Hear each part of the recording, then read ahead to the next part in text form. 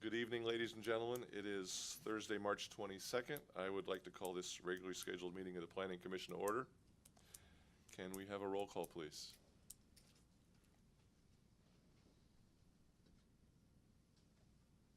We have alternate Commissioner Robert Harris, alternate Commissioner Joanne Stephen, Commissioner Jeffrey Sims, Commissioner Alvin DeJeanette, Commissioner Ray Baker, Vice Chair Patricia Corsick, who's been excused, and Chairman Jeffrey Barnes.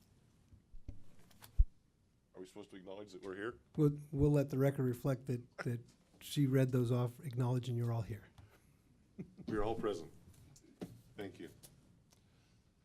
Commissioner Sims, would you like to lead us in the pledge? Absolutely. Please stand. Thank you. Place your hand over your heart, and follow me to pledge allegiance. Pledge allegiance to the flag of the United States of America and to the republic for which it stands, one nation, under God, indivisible, with liberty and justice for all. Thank you, Jeff. Yep. At this time, according to our agenda, we have a special presentation. Are you going to take the lead in that, Rick? I will certainly. Thank you.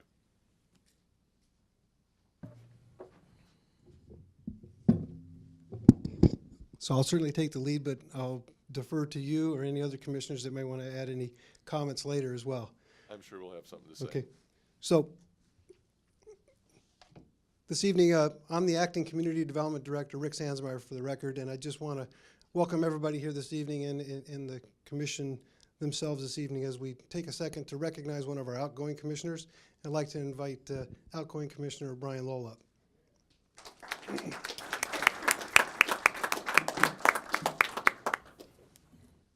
So it's my honor as the Acting Community Development Director to take this moment to recognize Commissioner Brian Lowell for his outstanding service to the city of Moreno Valley. Tonight, outgoing Commissioner Lowell is here alone, but at home and watching hopefully on television is his family, who has shared his time with us for the last 5 years, and it would be remiss of us to recognize the contribution they've also made to the city in sharing his time with us here at the city, because it does take a commitment away from him that he could be spending with them. We have a couple of items that we want to present to you, and then I'll allow you a few words after I have a few words. But the first thing we want to present to you is a certificate that was created by our city council, and the certificate says, "A certificate of recognition on behalf of the city council of the city of Moreno Valley. Brian Lowell is awarded this certificate of recognition in appreciation for his dedication and service to the community by serving on the Planning Commission from March 26, 2013 through February 16, 2018, and it's presented on March 22nd, 2018, and signed by our mayor, Extian Gutierrez." I'm going to give that to you. Yes, on behalf of the mayor and the city council, they'd like me to extend their appreciation for your service to the community. Thank you very much. Secondly, the Community Development Department, it's kind of a tradition. Glad we don't have outgoing members all the time, but when we do have outgoing members, we think it is appropriate to take a second to present you with a plaque. And the plaque is reading that the city of Moreno Valley is pleased to honor Brian Lowell in recognition and appreciation for your 5 years of dedicated service. Your service and commitment contributed greatly to the successful growth and development of the city of Moreno Valley, and it indicates the Planning Commission dates of his service. Thank you there. That one I'll take. You might ask, what kind of an influence can a commissioner have on a city over a 5-year period of time? I do want to take a few seconds just to it's actually going to take a little more than a few seconds because there's a lot that did happen over a 5-year period of time. We did a little research through the help of Ashley, our secretary to the commission over there. She did some research looking at all the various agendas over the 5 years of service, and she pulled together some important facts. The first facts that we want to recognize, not project related, but just some attributes that Brian has brought to the commission. Brian has been a respected member of the commission. He's been appreciated for his thoughtfulness, his thorough attention to detail. His engineering skills have shined through in this particular area. During his service, he has earned the respect of his fellow commissioners and was elected to serve as the chairman of the commission twice, in 2015 and 2016, and I believe there was 2 other years where he served as the vice chairman, again, in recognition of his leadership skills and his ability to run good meetings. Brian was instrumental in working with the staff and the commission in updating the rules and procedures that we use for the commission meetings. And in particular, he was instrumental in helping us create the rules that created the alternate commissioners. And we're happy to have the alternate commissioners back up with us. They've been absent for a little while, but we were able to put them back thanks to your guidance in putting those rules and procedures together. During his 5 years of service, we counted that there was at least 140, a little more than 140 agenda items and projects that were considered by the commission, and these projects will continue to shape the city for many, many years to come.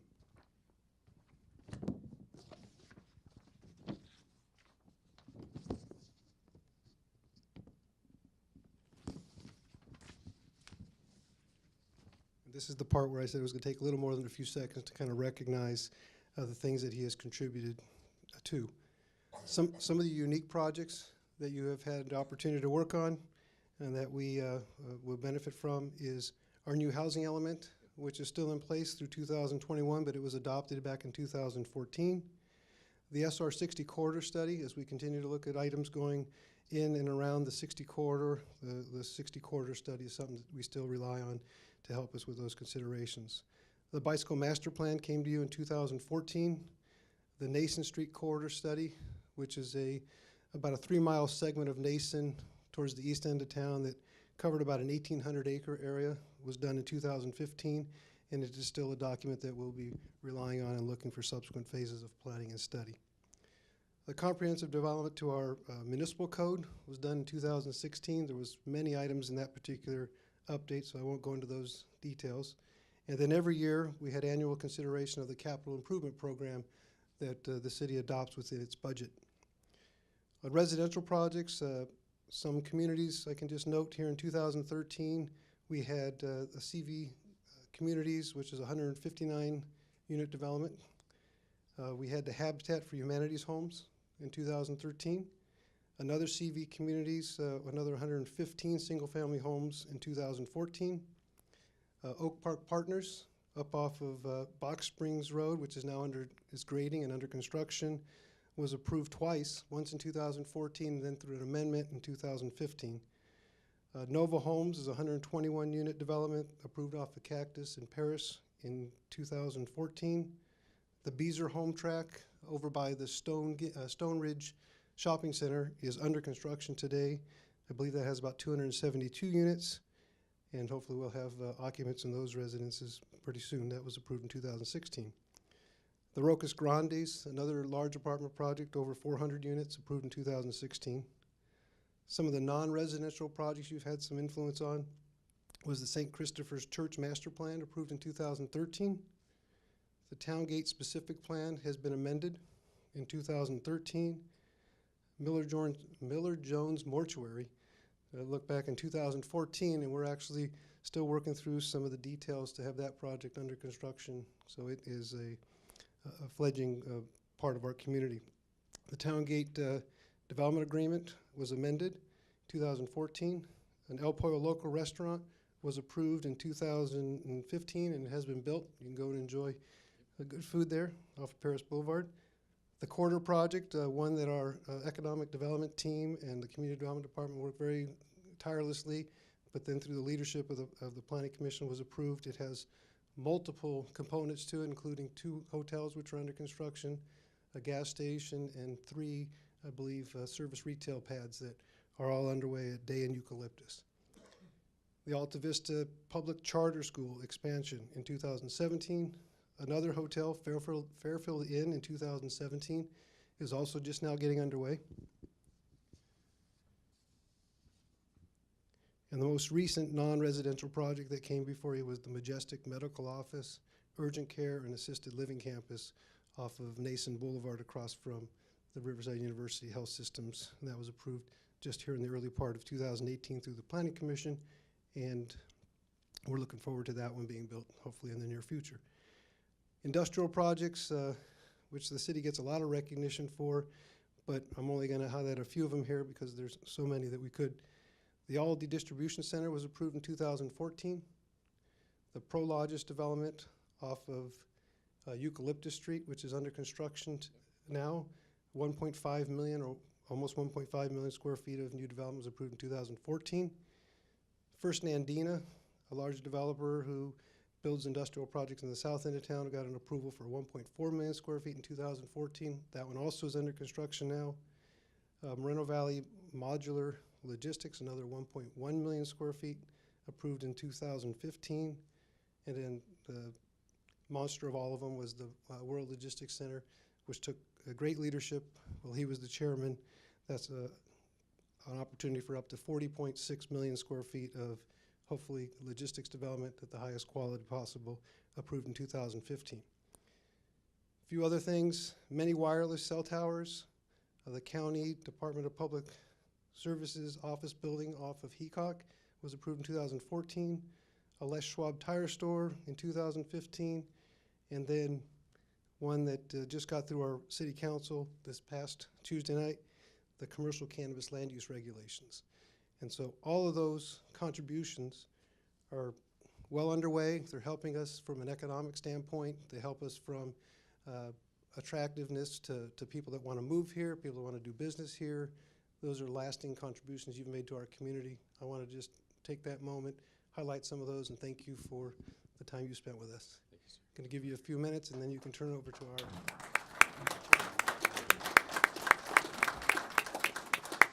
It's amazing how quickly 5 years flies by. I remember the first meeting I sat up here, I had no idea what to say, when to say, how to say it, when to push the button. And a couple years later, I was appointed chairman and ran one of the biggest meetings the city has. We had carryover meetings for 3 days. We heard hours upon hours upon hours of public comments from almost 100 people. It's amazing how much influence you have as a planning commissioner. It's amazing how much I've learned from city staff. It's amazing how much I've learned from the public. It's amazing how integrated the city is with the public and how much access the public has to projects and having their voices heard, especially at the planning commission level. I know the planning commission here has been extremely friendly to the public. I hope I took part in helping the public interact with the developments. It's really surreal not sitting up there tonight. I would like to sit up there and just have one last go at it, but I can't. You guys are in great hands with the chairman, Mr. Barnes, Mr. Baker, Mr. Sims, and the new commissioners, which I haven't met yet, Mr. Harris and Ms. Stefan and Mr. DeJohnette. I wish I could have worked with you guys, but I'm glad that we have a full body up here. We're not quite full 7, but it's good to see you guys up there. It is a very bittersweet moment tonight. I thank you all for your help, your guidance, your education, and the experience that I've received tonight. Thank you very much.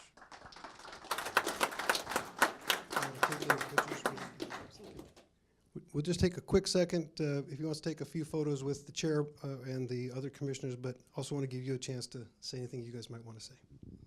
Commissioners? Go in. Yeah, no, hey, Brian, Brian, it's been really nice working with you. I've always believed that you've always put the city first and the constituents first, and I guess, you know, doing this is, you know, people really can't complain about what's going on if they don't do something about and participate. And I think you've participated from the highest integrity to try to do the right things. And wherever you're going, I think that jurisdiction, I'm sure you'll get involved and provide leadership like you have here. I just want to add that on a personal level, when I came on the commission, like you not knowing really anything, what to do or how to do it, you were extremely helpful and accelerated my growth as a commissioner, and I'm really grateful. I appreciate it very much. The city's loss on your departure, but we'll soldier on, but thank you very much. I really appreciate your assistance. It was great benefit. Hey, Brian, you've been a good guy to work with. I'm just going to miss another campaign not to work with you on, but on to bigger and better things. But really, you've been an excellent, I've been on here 9 years now, and you've done a great job and a good learning tool for all of us. So And you did a great job on that logistics, chairing it. Not a lot of people could have handled that problem. Good luck to you. Mean that. Moreno Valley's loss is Ukaipa's gain. There you go. Good luck, Brian. Ah. How are we doing this? Everybody?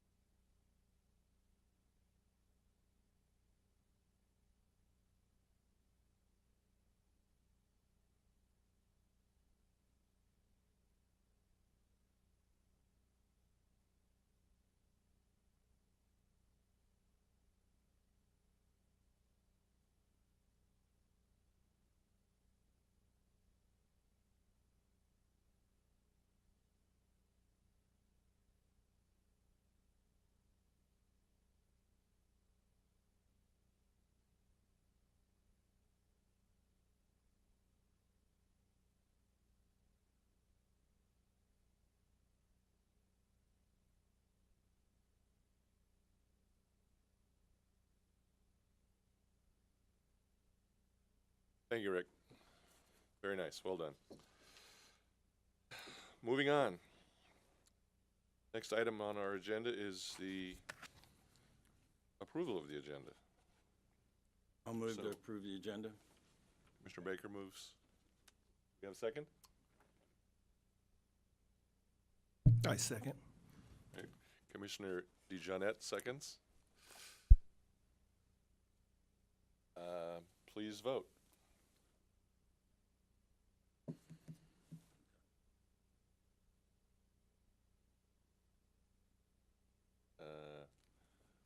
All votes have been cast.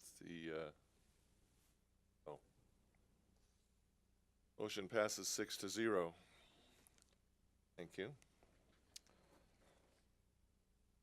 Moving on, the consent calendar. All matters listed on the consent calendar are considered to be routine and will be enacted by one roll call vote.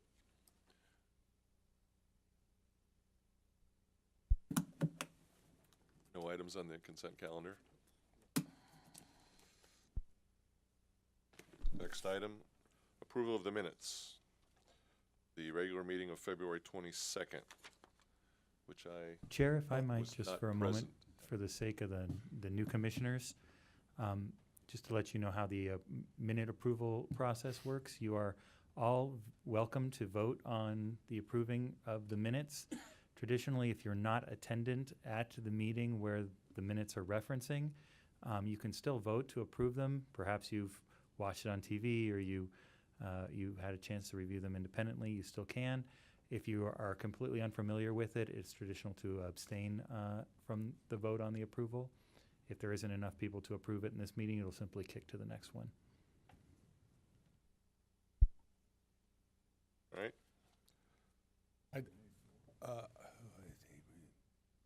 Commissioner Sims. Oh, I was gonna make a motion to approve them, but I don't see the, I think we just do it verbally. oh, okay. We have a Well, motion from Commissioner Sims I'll second it. and a second from Commissioner Baker. And then Ashley will allow us to vote.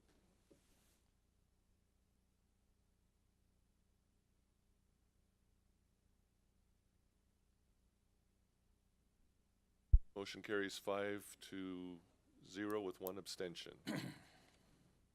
You. Next on the agenda is the public comment portion of the meeting. Any person wishing to address the commission on any matter, either under the public comment section of the agenda or scheduled items or public hearings, must fill out a request to speak slip. Do we have any speaker slips? We do. We have Kendrick Iglesias and Rafael Brugueras. All right, Mr. Iglesias. Good evening, Chair. Good evening. Hello? Okay.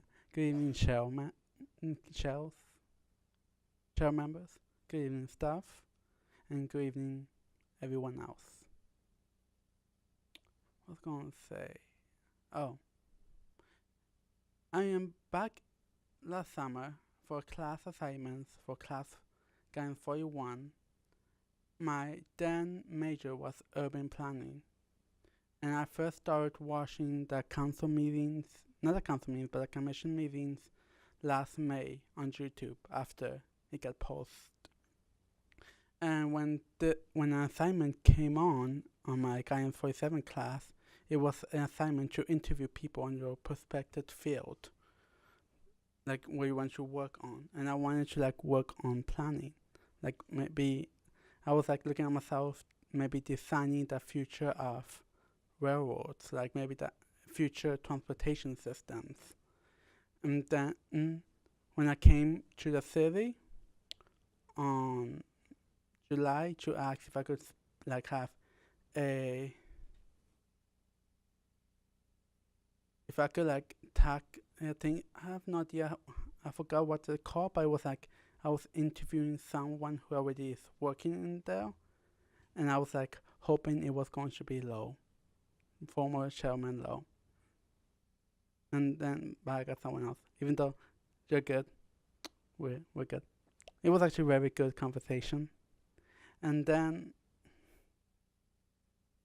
nextly, I would like to ask the commissioners, like, if any new housing development is like approaching or some development, could be like more walkable to like main streets instead of like being all cramped in and having to walk down the street, then to another street, then to another street, and then to another street. To just go to the main street. It should have like maybe a small walkway to main street, so it could not be that much walkable. Thank you. Thank you, Mr. Iglesias. Mr. Bergeras. Good evening, Chair, Commissioners, staff, residents, and our guests. I'm going to miss Brian. Really, I am. He influenced me to be a fighter. I got to know Brian a lot when I was campaigning for him at a personal level. That's where you meet the candidate and his intentions for the city and the residents. It was a beautiful thing. He had a lot of great ideas. They stay with me, and I will fight for them, for our city and our residents, so that we all can have a better life in our city. Today, you just heard the new Moreno Valley. Rick just gave us the new Moreno Valley from 2013 as of today. He displayed everything that each and one of you were part of, except for the 3 new commissioners that I welcome tonight. That is what Moreno Valley is all about. Progress, development, a way of life, an opportunity for people to find jobs. That's what Brian did. That's what is today. Today is a brand new Moreno Valley. We don't go back to 1890. We stay forward. No more setting ourselves back. What we heard today, I hope that everybody will carry that in their hearts, because it made a big difference to listen to it one more time. When people stop believing in Moreno Valley, when others tell them that we're not doing well, that is not true. Today we heard it. All the accomplishments that all the commissioners combined together did for the city of Moreno Valley. This is why people look at us today, because we're brand new. We have fighters in this city that support development. We no longer allow people to speak for us without giving us a reason why no. We don't do that anymore. We fight. We fight for truth. That's why I come here every month, to make sure that my face and my hope and Brian's dream will continue on, because that's what it takes. It takes a lot of us to get together to make dreams come true. So tonight, I welcome the 3 commissioners. Welcome aboard. I hope to get to know you as commissioners And as residents, because we all have that in common, we're all residents of Moreno Valley. You represent all 4 districts, not just one. All 4 districts you represent, the whole city. So guard it well. We are growing. We are changing things. We are making things better.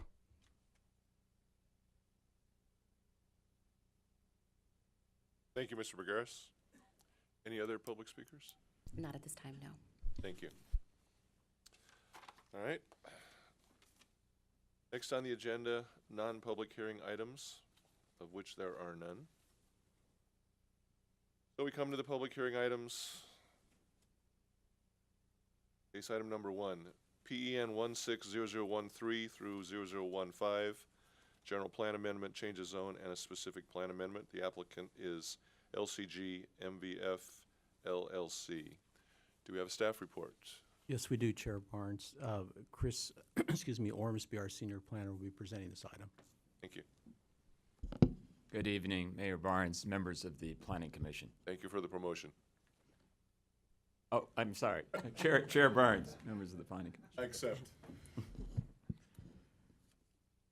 The site of the specific plan amendment is located easterly of Heacock Street, south of Ironwood Avenue, and northerly of State Highway 60. About 60% of the land area of the specific plan has already been constructed with commercial development. The project requires or involves a general plan amendment because of the range of uses that are being added to the specific plan. So because of the business park uses, it is proposed for some of the specific plan area to be modified to the business park designation. So that involves all of the purple areas shown there. The area in red towards Hemlock and Heacock remains as it is, as well as the detention basin. Just an overview. The objective of this amendment is to revitalize the center by introducing a new mix of uses, which includes business park. The specific plan document has not been updated since the 1990s. Many of the standards are very out of date. The center has struggled in terms of the economic challenges for almost 2 decades. The 2 major anchors, the former home base, which is pictured here with a closer up view, and the Edwards Cinemas have been vacant for in the neighborhood of 20 years plus. The key elements of the specific plan, as I mentioned, it's a comprehensive update of the specific plan text, updating the antiquated permitted uses table as well as the outmoded architectural guidelines. It introduces this mix of uses zones, which does have this business park component. And this is the land use plan. So in terms of the business park, planning areas 1, 2, 3, and 4 would allow for a range of business park uses, which would include research and development and could be as intense as manufacturing without outdoor activities. The other areas, 7 and 8, allow for some limited business park, would not allow for manufacturing. 6 is just a commercial zone as it is now, and of course the detention basin remains as it is today. This is just the zoning map that is consistent with the specific plan amendment proposal. Nothing special there in terms of it's the mixed use zone is proposed as specific plan, and retail mixed use for the pink areas shown. Commercial remains as it is today. This is just a snapshot of the permitted uses table. You can see the business park uses towards the bottom of the page. 1 through 4, as I mentioned, the full range of business park type uses. 7 and 8 vary. In part, the intent of the applicant was to vary those based on their proximity towards residential, so they're less intense. All the design standards are really being updated for the specific plan. In this case, I just wanted to focus on the signage because there is a lot of detail in the document on the signage. So these are some of the existing signs, somewhat outdated. The proposal is for a much more comprehensive update of the signs that would be developed in the future within the specific plan area. Just to touch on the circulation plan within the specific plan, there's no change to the street layout within the specific plan. Basically, you have Hemlock Avenue and then Davis Street. Nothing's really changed there. Access by any trucks would be generally from Hemlock Avenue, possibly from Heacock, but no truck activity on Ironwood Avenue. Mitigation measures have been included for circulation. This is just the circulation exhibit that goes along with the specific plan. With regard to environmental documentation, an EIR was originally prepared for the specific plan. A mitigated negative declaration is proposed in this case, consistent with CEQA. Mitigation measures have been included for biological resources, cultural, greenhouse gas emissions, noise impacts, and of course, circulation. The required 30-day environmental notice was completed for this project, as well as the other required public hearing notice. For this exhibit, I've just highlighted a site here. It's an EMWD-owned property, the one with the red dot on it. The EMWD submitted an email yesterday just affirming that they were in concurrence with the inclusion of that parcel within the specific plan amendment. There had already been some indication of this. We did get written concurrence of that. Just wanted to point out that property is owned by EMWD. Also, just in closing, staff received 3 requests for copies of the documents, 1 phone call inquiring about the project, and 1 email commenting on the project from Kathleen Dale, which should be on your dais. There was a question in the latter email about the footnotes on page 65 of the permitted uses table. These footnotes do not apply to the permitted uses table and are not referenced in the table. Therefore, these notes can be deleted from the document, and staff would recommend that any action taken by the Planning Commission reflect the deletion of those footnotes. In attendance this evening, we have Ryan Martin, the applicant, as well as Mark Blajet of Blajet Belosis Environmental Consulting, the firm that prepared the environmental documentation. With that, I'll open up to questions of staff. Anyone have any questions?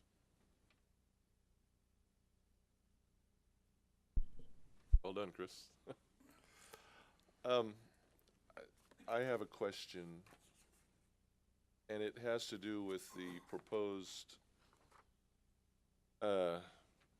table of uses. Is it within our purview to be able to modify that?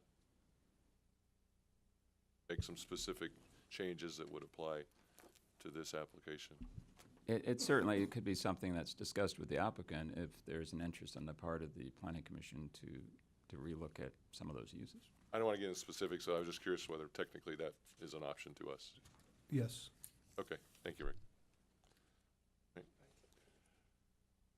Mr. Sims. On the mix of uses, is that, can you describe or give us, for context purposes, an example of where this is already applied, mix of uses proposed designation? Well, in our city, we don't have that as a zone. I would say the closest thing to that would really be the BP zoning and BPX, where you do have some business park and commercial support uses sort of working together and in place together. To me, in a way, this is kind of marrying that, although it does allow for some buildings potentially larger than 50,000 square feet. Is there an example of kind of what the expectation of what this would look like in like Riverside or a neighboring city? Well, there's design guidelines that have been built into the specific plan. When you say expectation of what it would look like, I'm not sure if I fully understand. Well, I mean, when I was reading through this, I get the flavor of the like My favorite example is it's right there on Alessandro and Heacock, I think. There's a big, Northwest corner? yeah, that northwest corner. It's like a zillion little offices, and some of them are automotive, some are veterinarian, there's a Taco Bell, there's a whole slew of stuff. And there's bakeries, there's little restaurants. Is that what we're talking about here as a mix of uses? Well, it's not, it does allow potentially for that kind of use, but I think the intent for the applicant, and this may be a question for them, but certain areas they would see as going more towards the actual business park. Other areas, the focus would likely be commercial. So their intent isn't to mix everything together in terms of commercial and in business park. It's kind of to allow flexibility as to what the market would bear in terms of new development. Commissioner Harris? Yes, going along with the same idea, I was looking at some of the potential uses that would be approved, and I took 3 of the wildest ones that I could find. Mortuary, heavy equipment rental, and an ice cream parlor. And I just wondered, would some of those be like not put in there, or could potentially all of those go into this development?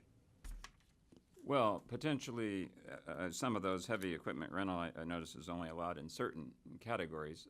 But right now, under the current language, actually, there are, some of that is allowed. I think heavy equipment rental with a CUP may be allowed, or maybe even without. I'd have to check. So some of that might have been kind of carried over, but you know, it could be discussed as far as if there's a concern with a particular category, or perhaps that could be a question for the applicant.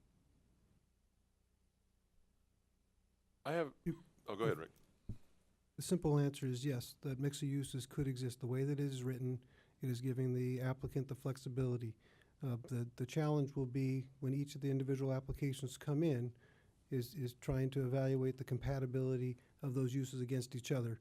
But the development regulations that are put into the specific plan are intended to help us do that. But the intended purpose of this specific plan amendment is to provide additional flexibility to try and allow that center to be developed based on market demands, which are shifting. And what Chris identified during his presentation is the thing that we've taken the most serious consideration of, is that over the last couple of decades, no market conditions have realized any really beneficial development in that area, and we'd like to see that area do better. And so we believe that what was recommended here by the applicant is intended to provide that flexibility to allow that to happen. Any other questions? If not, oh, you have a question? Yeah. Commissioner Steffen. Yes, I do. I've gotten some phone calls, even though I'm new. Some people had concerns about warehouses in that area. So I was concerned if any warehousing was going to be put there. That seems to be the hot issue here in the city. Well, for certain planning areas identified, well, as we did talk about in the presentation, planning areas 1 through 4 do allow for warehousing that is larger than 50,000 square feet, and does allow for some indoor manufacturing. So some of that would be permitted. Most of those planning areas are further from the residential. Also, the specific plan includes buffers that go beyond what is included in our city code. So there are buffers, setbacks, as well as some edge conditions on Ironwood, which allow for more generous setbacks than would otherwise be required. So the intent is the specific plan includes a set of standards that provides the protection with regard to the warehouse and So the residential relationship So the answer basically is yes, they would be going in for certain areas. for certain areas. Okay. Before we get too far down the deliberation trail, would the applicant like to come up and do a follow-up to the staff report?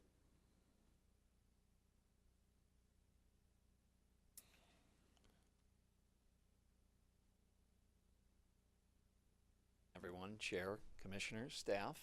My name is Ryan Martin. I'm with Lido Capital Group. We are the applicant, and certainly appreciate your consideration of our amendment here tonight. I think first off, I'd just like to start by thanking staff. They've been incredibly helpful throughout this process. Rick and Chris and his team.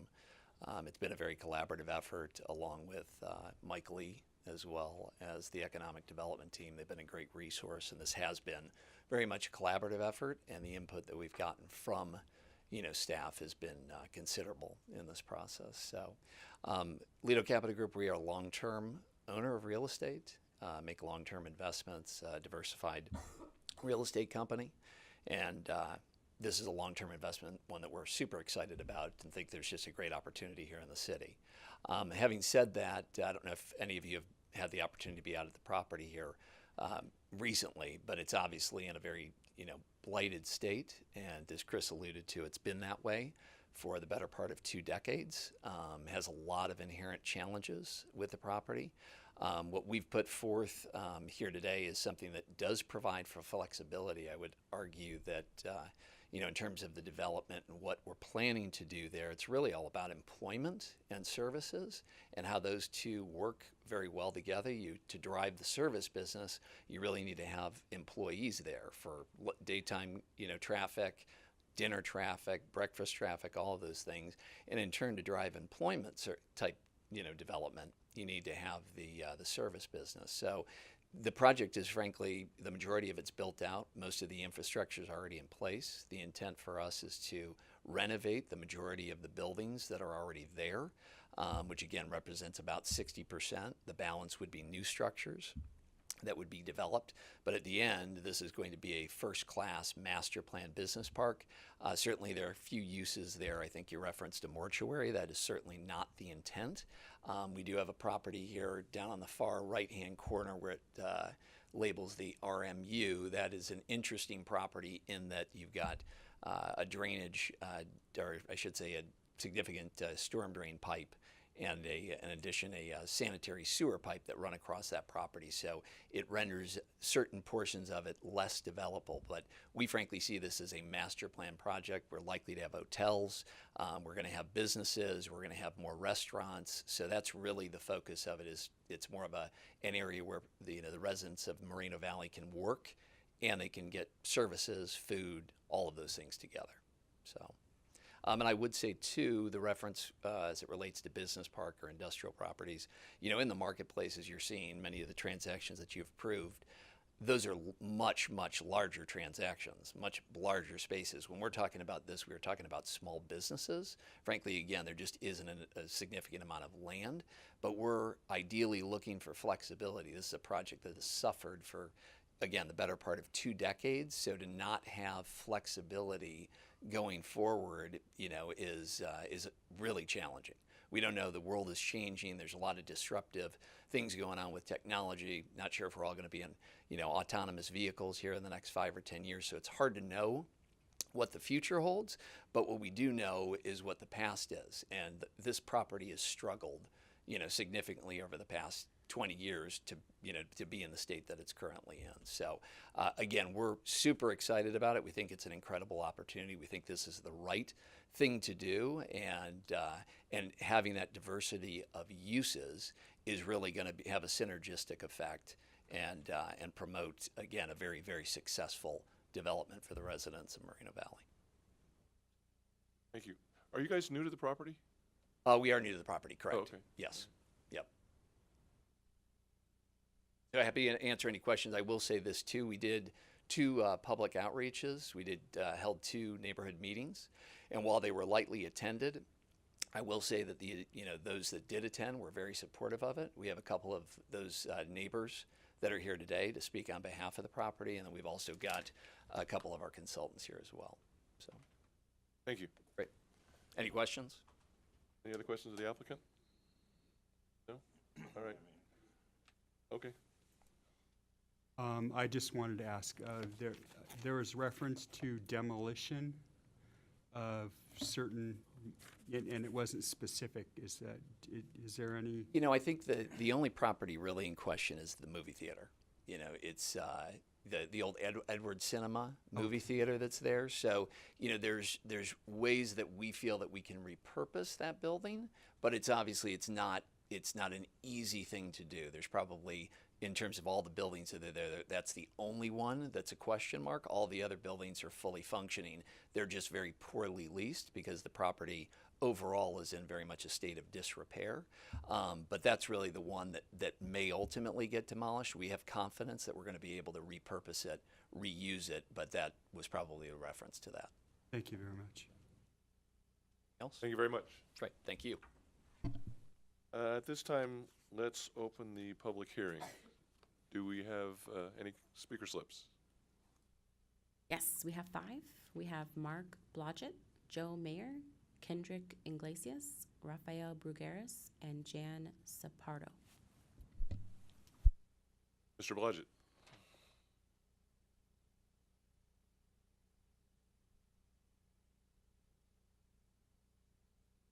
Mr. Chairman, for the record, I am Mark Blodgett. I'm the principal with Blodgett Balosis Environmental Planning, and my associate here who helped prepare the initial study and mitigated negative declaration is Brian Hamilton.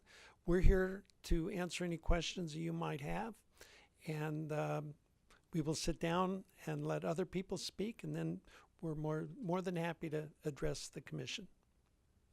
Thank you very much. Joe Meyer.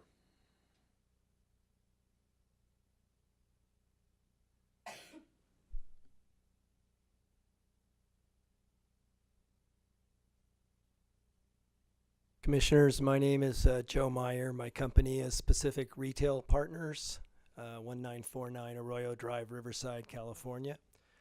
I'm here this evening because we're the remaining parcel in the festival specific plan that is not part of this amendment. We are, if you had the screen back up there, we are at the corner of Heacock and Ironwood. And we purchased that property 1.5 years, 2 years ago from the Water District, the Sunnymead Water District. And what we've done is we've removed and moved the EMW wells, and we've done a lot of work to put that property in a position where it could be developed. I'm also a property owner here in town. We own the Walmart project. We developed that at Moreno Beach Drive, and we own all the buildings around that. I also worked on relocating the Walmart in Riverside at Day Street. And, the festival has always been kind of lost in the middle of all of that. Target jumped, Home Depot has 2 stores, Walmart jumped, and it kind of left this retail hole in the middle, because it seems logical this could be retail, but it is a challenge. And I met Ryan, and while we may be competitive in some of our uses, I really think we need something to kick off this area. And giving the flexibility to the rest of the project in the uses, I think is a really good idea and should be very much considered by this commission, because once you have that entitlement in place, the tenants know it's real, and he's allowed to go out and meet the marketplace. So we're encouraged by this amendment. We may jump in and participate it later when our project comes along.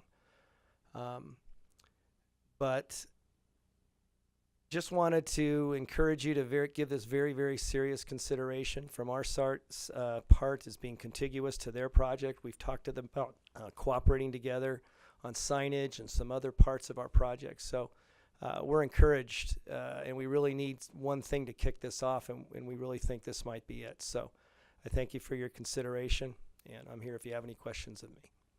Thank you. Thank you very much. Mr. Iglesias.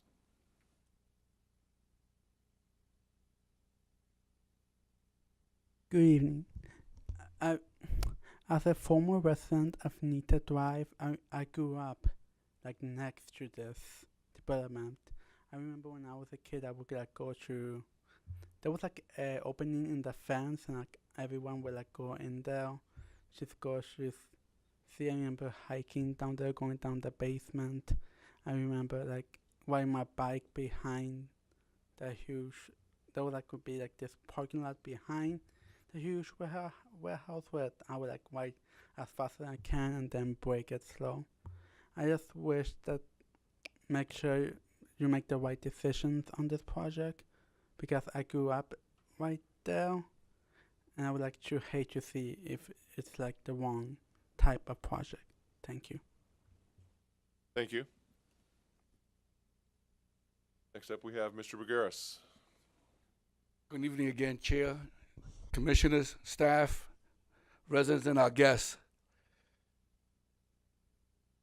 I went by there today because I had to go down Heacock, go west, get off on Heacock, make a left, go under the bridge to take my mother-in-law to the hospital or to the doctor. And I got to see it one more time, the way it looks today. For us who live in Moreno Valley for 5, 10, 15, 20 years, 25 years, has seen it go down. I lived in the city for 25 years, and I lived 10 years in Sunami Ranch. And I remember when home base was there, and we all used to go to home base. When that closed, gradually, everybody left the plaza. And today the plaza is pretty empty. And what keeps it going is IHOP. IHOP keeps it going. Everybody knows about IHOP because that's our favorite place on Easter Sunday. A lot of us go there. How long are we going to keep watching the same project go worse and worse? I thought about what do I want to call that project today for me? Economical paving lift. That's what I want to call it. Because they have an opportunity through their economical resources to lift up that old pavement and put something new. Something that will shine. Because you know and I know when people go west on the 60, they see Heacock. And it's gotten worse, especially off the freeway with the homeless and everybody living off the freeway. And they look inside that lot. And like I said, most of the times you get to see IHOP. Thank God for IHOP. And those small little boutiques that are still there helping the committee. It would be great to see the old theater go down and put something new. We cannot keep something that's been there for 25 years and try to rebuild it. It rots from the inside. Termites, concrete, wood gets old. We need to tear down old and put new structure, things of modern time, things that can hold paint and show color and give light. We need that in Moreno Valley, especially this section of the city, the old Heacock. District 1, this has been around for a long time. This part of the city needs a great lift. It will do wonders for the neighborhood. Not only jobs, but just a brand new lift. Finally, somebody's willing to put their money in our city for the greater good. I hope tonight will be 6-0, but I don't know. Thank you. Thank you, Mr. Bergeras. Last up, Jan Zapardo.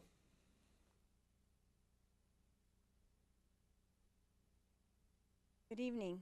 That's a lot of enthusiasm from Moreno Valley. It's nice. My name's Jan Zapardo. My family's been out here since 1960, and I was born here. Having said that, we have the building on the northeast corner of Heacock and Hemlock, the Moreno Valley Realty Building.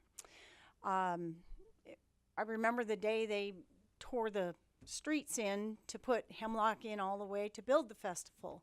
So it has been a long haul to see it deteriorate. I'm very happy to see something coming here. Mr. Sims, you very aptly called on the project on the northwest corner of Alessandro and Heacock.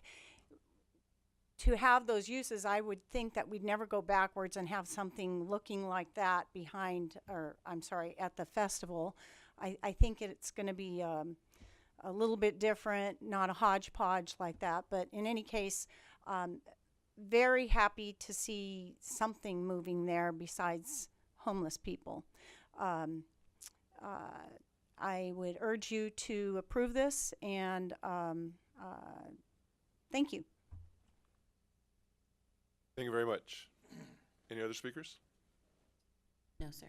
Thank you. With that, we will close the public hearing. Applicant's rebuttal? Thank you.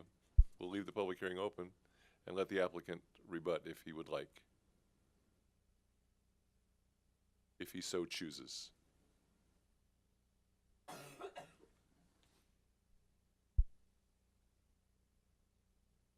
Thank you, Paul. No rebuttals, just want to appreciate the support. And again, I think it's a great opportunity to provide jobs, services for the residents. And Mr. Brugaris hit it on the head. I mean, just something new is going to be so dramatic there. You know, it's going to help the retail, it's going to help the businesses, it's going to help everything in that quadrant. So again, we're super excited about it and hope to have your support. Thank you. Thank you very much. With that, I will close the public hearing and begin deliberation. Anybody have any comments, observations, pearls of wisdom? And you are on the list to speak, so Commissioner Steffen. Well, I've been here 34 years, and I do know how that shopping center looked.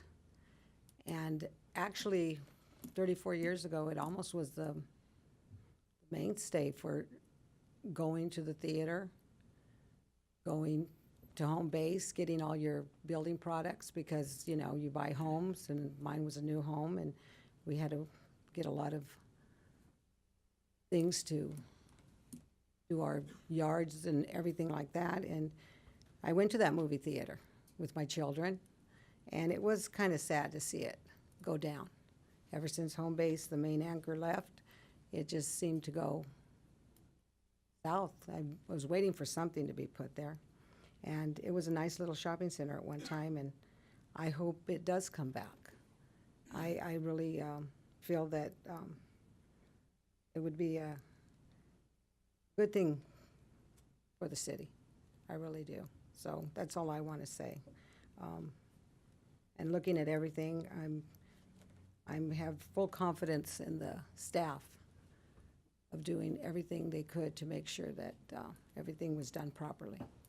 So I don't want to, you know, stifle anybody from saying what could go in or what can't, and the uses that can be there. I'm sure, you know, it's going to be a nice little project. That's all I have to say. Thank you. Commissioner Harris. Yes, I wanted to ask let's see if I've got it here, the business improvement district that will be, I guess, responsible for upkeep to the project. Who exactly will they answer to a board of directors, or will they be answering just to the owner of the project? How will that work? I'm not sure who that question's directed at, but if anybody that could answer it.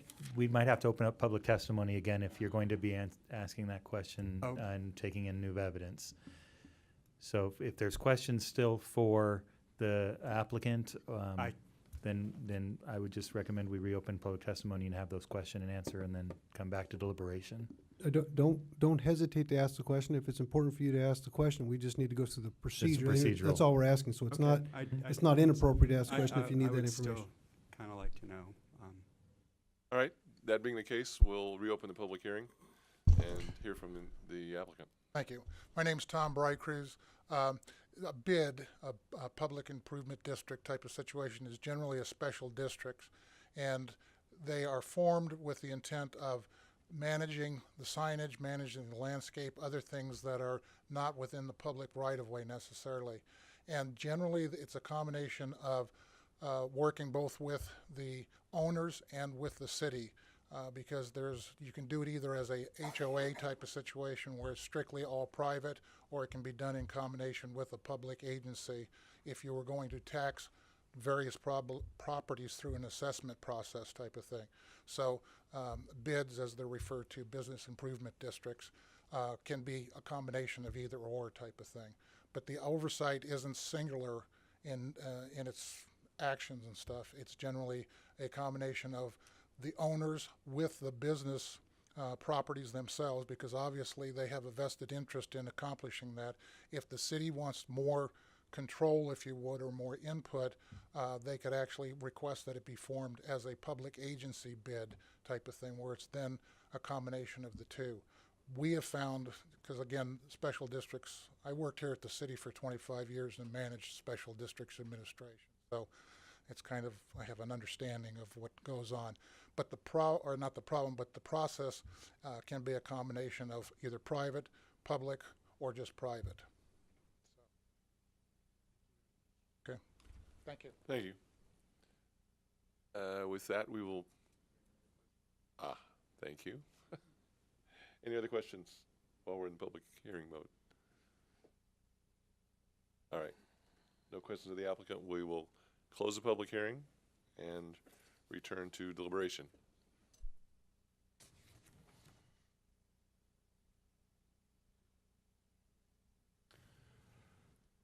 Mr. Sims. I think this is really good. Somebody wants to tackle this and move this project forward. It's lagged for unknown reasons for ever since I've been in Moreno Valley, and we used to come to the home base from Riverside out here. So it was sad when that went, but anyhow, I don't understand the commercial and the market drive of why this has underperformed. But anything we could do as a commission and the city to help give flexibility to invigorate this, I think is the right direction. Commissioner Baker. I'm 100% behind this project. It's something, my wife and I, we went out there and went through this whole thing today, drove through it, and it has a lot of potential there, and I think we need something in that area for some overall kind of a mixed-use shopping area and service area. I used to go to that home base a lot too, and sorry to see it gone. But anyhow, I think we need to move forward and help these people make this happen, okay? All right. I would like to make one comment before we get too far down the road. We moved out here in 1979, and we lived a stone's throw from that location. Went to the theater, used home base all the time. I think I would be reluctant to approve the business park component of this. I would feel better excluding those uses from that location. Now, as it says in the staff report, the configuration of the parcels, the size and all that doesn't really lend itself to business park anyway, so it's potentially not likely that those uses would move in there, but I'm a little uncomfortable with that. Was there discussion of tailoring the permitted use list at all to exclude boxes, big boxes in there? I know they can't be very big because the parcels aren't big enough, but it seems like the area is better suited to some type of a business use that serves the public in some fashion. Okay, so there's no specific proposal, but some of the concepts that were kicked around to see what could fit on the site. I believe some of the largest buildings that could be available were up and around the neighborhood of 170,000 square feet, and there was some smaller ones. They're not the 250,000, 500,000, or million square foot buildings we're seeing, down in the south end of town. But I just want to give you some context of what might fit on the site. The acreage is somewhat limited. With regard to modifying the table, I would defer to Chris to see if that makes any sense. But we do want to make sure that we make part of the recommendation the adjustments to the footnotes that need to be modified. Go ahead, Chris. Talk about the big boxes. Well, that would be obviously a discussion item, a deliberation item for the commission. At this point, there was dialogue about the big boxes. Really, as Rick alluded to, there's only really one parcel that lends itself to a building larger than 100,000. I mean, the other buildings, as I recall, were all below that. I mean, the concept, and again, they were just trying to figure out worst case, what you could kind of fit on there. But we're talking pretty small buildings that are pretty much in line with the business park, except for that one parcel that extends over to Heacock. That's the largest parcel that they have to work with. So. Well, and don't get me wrong, I am totally in favor of this application because, again, I lived a stone's throw from that place, and I would love to give them every opportunity to bring productive uses in there. So I am totally in favor of that. I'm just a little concerned that something inappropriate might show up there. Now, I suppose at the time the project comes in, we would have the opportunity to review and either approve or deny. Correct? Well, the way that the specific plan is currently drafted, that would actually not necessarily be the case, that some of these are done. They would require a plot plan application, but it can be done at a staff level, the way that the wording is included in the text right now. Okay. Would it be appropriate to hear from the applicant as to what their feeling would be?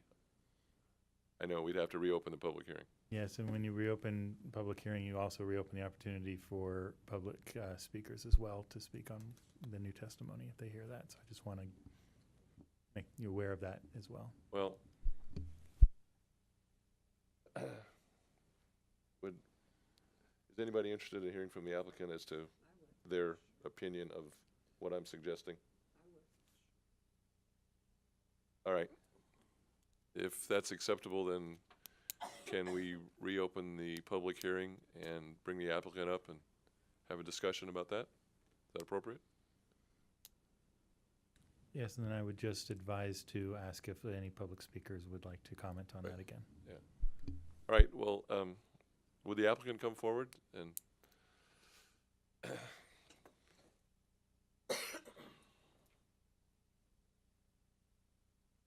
I guess my question is, how critical is that particular section of the use list to what, and I know, as you said, we can't foresee the future. We have no idea who's going to pick up the phone and call you guys and want to do something there. But do you realistically foresee something in that portion of the list? Again, fruition there? It's really difficult knowing the past of the property. As you said, to know the future, I would say it is critical. I think all of those are critical. I don't know if we're going to end up with a hotel along the freeway. I'm not sure if we're going to end up with a medical office building. I'm not sure if we're going to end up with a small, business park building. Again, it all depends on the use. We're all going through a very disruptive time, and I referenced this earlier. Whether or not we're all in autonomous vehicles here in 10 years, whether they're all autonomous trucks in 10 years, parking fields change, zoning requirements change. So a lot of different things are going on, and we all contribute to it, whether or not you've ordered something from an Amazon, whether or not you've taken an Uber. So it's very difficult to take on a project like this when it's struggled as mightily as it has, knowing all of the inherent challenges and to not have that kind of flexibility going forward, because the worst thing that can happen, not only for us but for the city, is for this to be unsuccessful. We're certainly not going to invest a significant amount of capital if we've got certain limitations, and believe me, all of this is going to be done in a first-class manner. These are going to be institutional quality buildings, and although Mr. Bergeras talked about new, we can make the original buildings, the existing buildings, in our opinion, look almost new. And when you combine those with new structures, whether those be office buildings, hotels, business park, whatever it may be, all of those things go together. And again, it's to me a very synergistic situation where the services help the employment and the employment helps the services. And overall, at the end of the day, it's going to help the residents of the city, and it's going to provide jobs.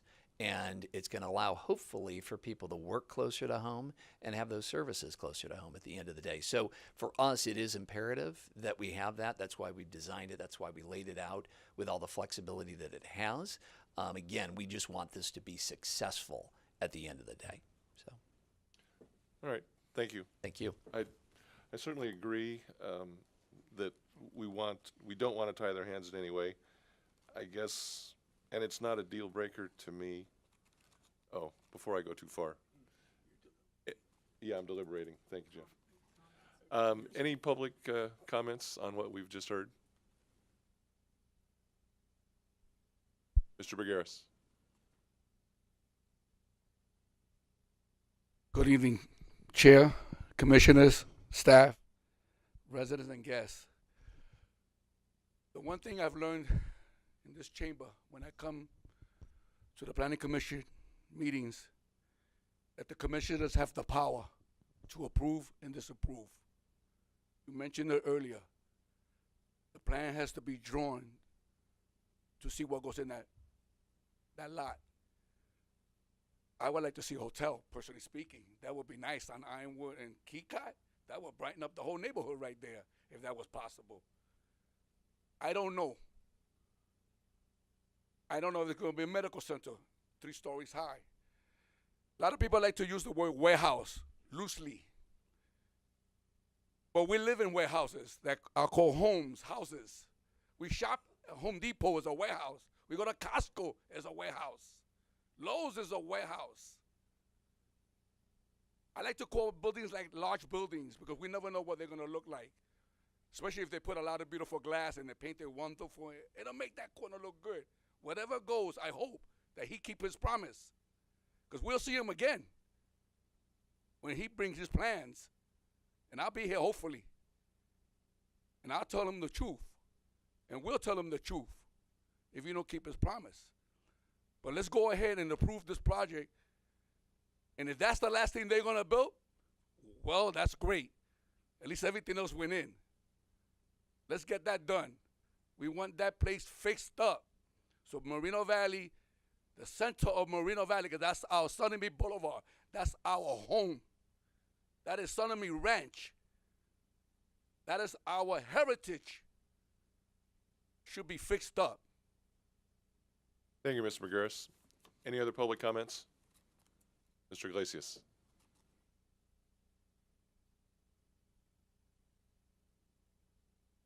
Good evening. I just think that if a huge, large building is going to be placed there, I think the commissioners, such as you guys, should be the one who actually make the decision, not the staff. Thank you. Thank you very much. Any other public comments?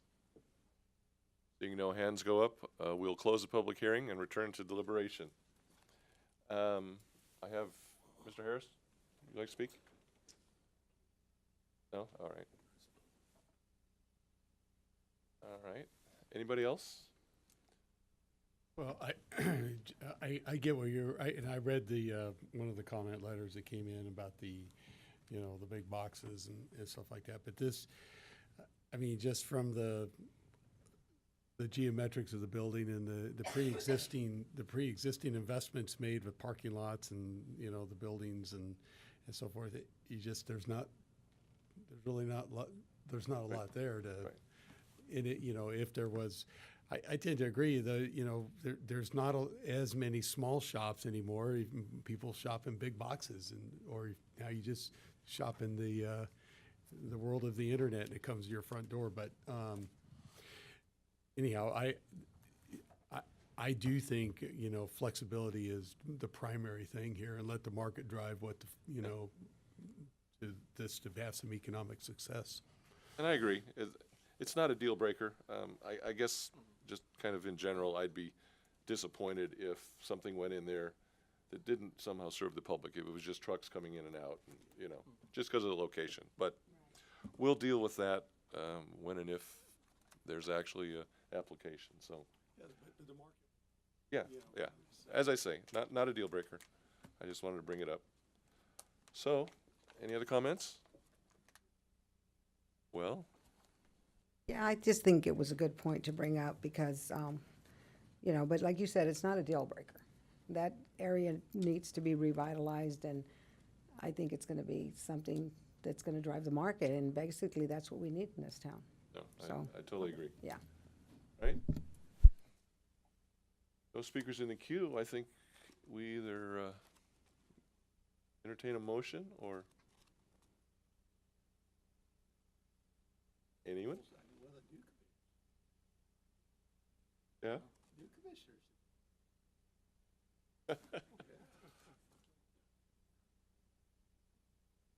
I was too nervous to make a motion. In fact, I don't think I ever have made a motion. Now's my chance? Just like to remind whoever's making the motion that if they want to include the modifications made by staff, you should so state that it's as amended by staff. I believe those footnotes were the only modification, correct? Well, That's correct, on page 65. Yeah. Hearing no one jump forward to make a motion, the chair will move that, see, and this is why I didn't want to do this. The chair moves that the commission, and I'm going to do the abbreviated version, that the commission approve resolutions 2018-13, 2018-14, 2018-15, and 2018-16 as presented, together with the deletion of the footnotes on page 65 as stated by staff. Beautiful. Correct? All right, that is my motion. I'll second that. Second from Commissioner Baker.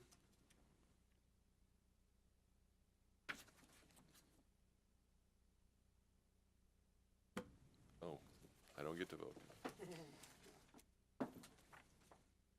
Oh, sorry, all votes have been cast. Apologize.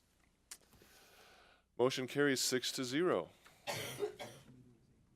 Thank you very much. Do we have a staff wrap-up? Yes, Chair Barnes. We'll be forwarding this, staff will be forwarding this item to the City Council for its deliberation at the earliest available date. Thank you.